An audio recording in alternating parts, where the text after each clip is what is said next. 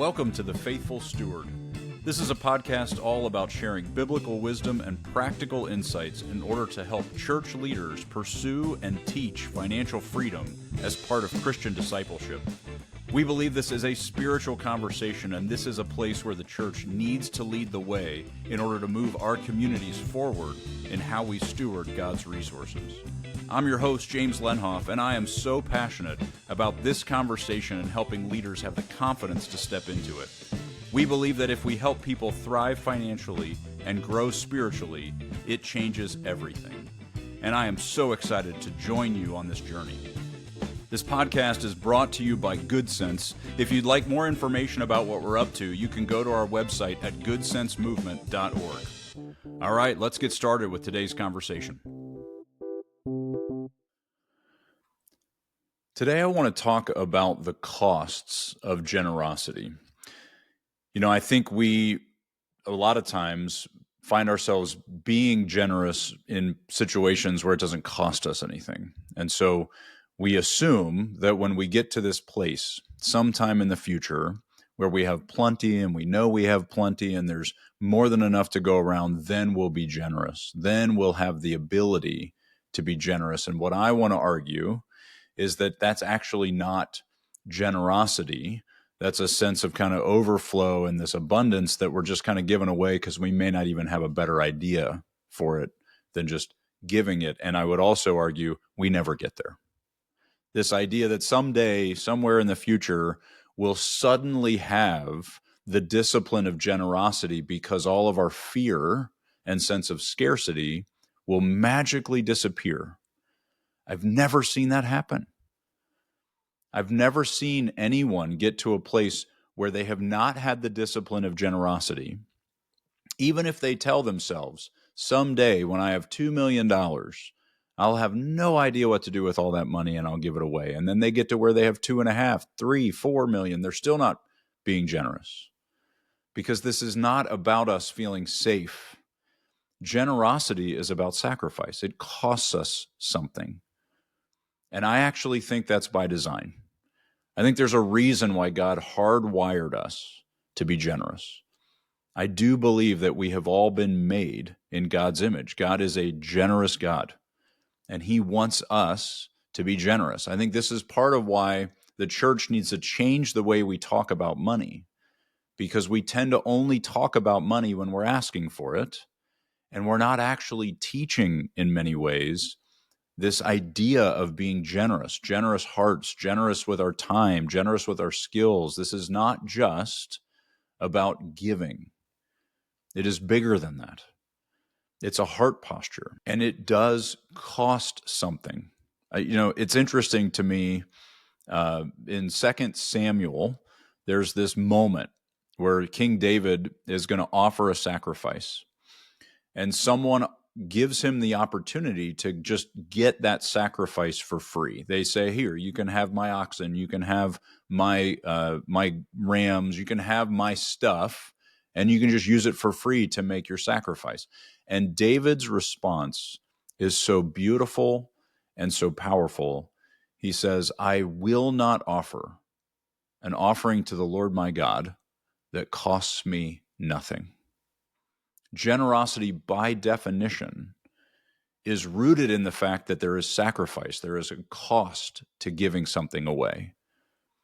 And it is also deeply beneficial to us. And so I want to realize what it's costing, but I also want to address what the benefits are. When we think about this concept of generosity, I want us to reframe this.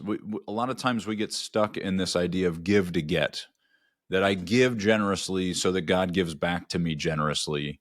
And I don't want us to step into generosity with that assumption. I don't want this to really just be a workaround to get what we want.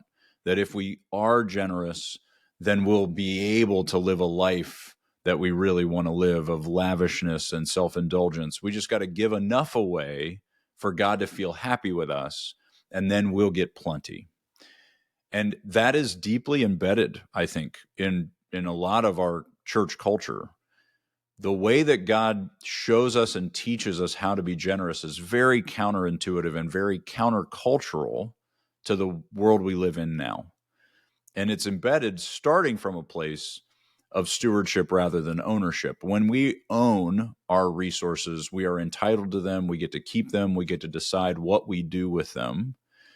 And so generosity is a last resort. Generosity is this thing we get to do maybe if there's extra. God's kingdom has always been upside down. And what he is drawing us to and calling us to is generosity first.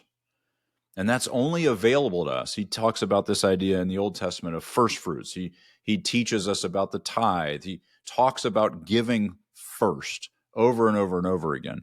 Jesus calls out the widow that is giving from scarcity before her needs are met. There is this recognition in all of God's kingdom that generosity coming first is the model, not giving what's left over after we've had everything we need.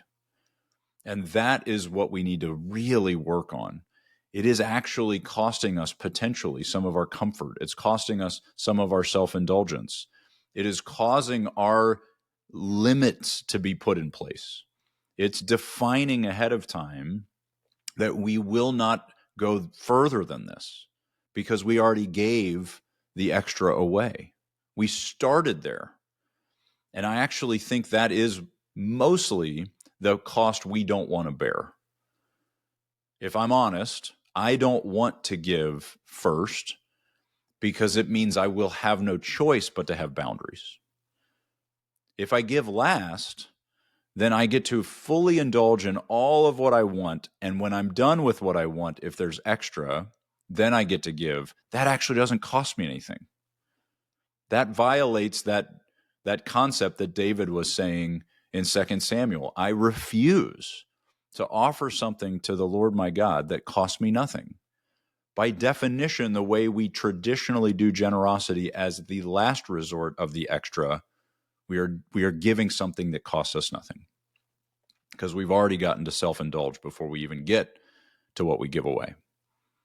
God has always been calling us to do the opposite. And the thing that I find fascinating is that those costs are so beautifully beneficial to us and to our families. The very fact that if we give first, we are in a position where we have put boundaries, we have drawn lines, we have said we don't have it, so we can't do it, solves so much of the heart condition that Paul warns Timothy about.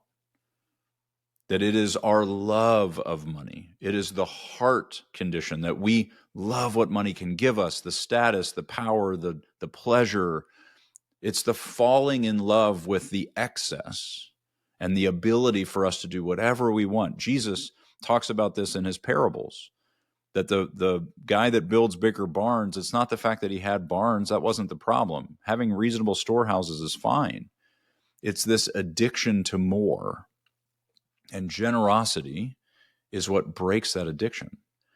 Generosity is what solves this heart problem that Jesus has always been pointing to. So many of his parables are talking about this. So many of his conversations with people are rooted in this. Think about the rich young ruler. He says, go give it away. Start by giving and then come follow me. And he won't do it because it costs too much. But what we want to get to, what I would argue we need to start moving our people to, if you're in a leadership position in the church, is that we want them to recognize there is actually no cost that is not worth it because it's all his anyway. And if he decides what he wants to do with his resources, the joy is in the obedience. We break the addiction, the love that we have with money when we relinquish our ownership of it. And generosity is what flows naturally out of that. It's not just money. When we recognize that we don't own our time, that we don't own the skills that God gave us, we are to give them away. We're to start with giving. And then we get to draw the lines of what's for us. That is what flips everything on its head. And it is so counter to what the world is telling everyone to do with their resources. Spend it all on yourself, enjoy it, spend all your time on yourself, spend all your skills on building the biggest, most powerful career you can build. Everything is backwards in God's kingdom, and it's healthier that way. That's the part that I find so beautiful. What we want to hold on to as tight as possible is control. We want to have control of our resources. We want to have control of our time. We want to be able to decide to do whatever we want. And it is truly a power struggle. And meanwhile, we have marketing messages that are aimed at us and all the people that we lead that are saying, you deserve it, you can have it, why wouldn't you get it? There's this constant push for more and pull for self-indulgence, telling them that they've earned it. Meanwhile, when we give up that control, the cost of losing the control of those resources, what we gain is the joy of obedience. We see this all throughout Scripture. Paul talks about the joy of the Macedonian church giving generously. We see when they built the first temple, the Israelites are joyous as they give back to God, which they've already identified as his anyway. All of this came from you, and we're giving it back to you. And they're delighted. There's a fullness that gets released in generosity. I think it's because we finally reconnect with one of the most profound ways that we share the image of God. We being generous connects us to a generous God and helps us to recognize what the meaning, what the purpose of all of this is. God's design is for him to put on display his generosity through his generous people. And we need to wake that back up. I believe the church has a responsibility to be teaching on this concept of generosity, not as a way to build bigger buildings and to raise more money. I'm not saying that those things are bad. I'm just saying so often we teach on generosity to get those resources. But think what it looks like if we just taught on generosity in general. What does it look like for our people to step into the benefits of generosity, of losing control, gaining obedience, and walking in the beauty of living out their God-given character of generosity to others in their time and their skills and all the ways? That doesn't happen naturally. That doesn't happen by default. We need to invest a lot of time and energy into teaching these concepts in order to break open what I think has been blocking the church. I think in general, we are seeing this decline in generosity. We're seeing less and less generosity flowing out of the church. And I think as a result, we're seeing the church, the Big C church, shrink. Because generous people are deeply attractive. Generous people are wildly joyful. I've never met an unhappy, generous person. That's one of the things that generous giving talks about all the time, and they're absolutely right. Generosity unleashes joy and delight and beauty in ways that nothing else can. And so this is a heart condition. This is deep work that people need to be doing in order to get out of this addiction. It's why Jesus talks about money so much. And I'm surprised at how little the church is talking about money. This is the work we need to do in our culture today. It is a stronghold. It is a stranglehold on our people and on our families. And we need to get to a place of freedom. And we don't want to pursue that freedom in this assumption that if I give it, it'll come back to me. I don't want to actually give it only because I'm confident it's going to come back. I am willing to give, assuming it's never going to come back, because it's not mine anyway. That's the thought we need to get to. And so I want to encourage all of you who are leaders to be thinking this way, to be talking this way, to be teaching on these concepts separate from capital campaigns. and start to spark this fire of generosity, because the cost is worth it and the benefit is profound.